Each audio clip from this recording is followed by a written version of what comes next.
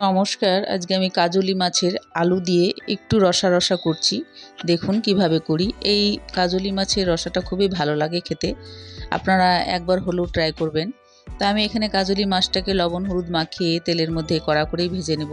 একটু কড়া করেই ভাজবো, যাতে ঝোলে দিতে গেলে একটু তো ফুটাতে লাগবে, তাহলে একেবারেই গলে যাবে, নরম হয়ে যায় আর কি।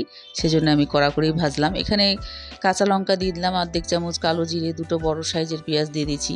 আর যেভাবে ঝাল খাবেন সেইভাবেই দেবেন এটা ঝালটা। তারপরে এখানে আলু দুটো আমি একদম আলু ভাজার মতনই কেটেছি। ভাজতে ভাজতেই একেবারেই সেদ্ধ হয়ে গেছে।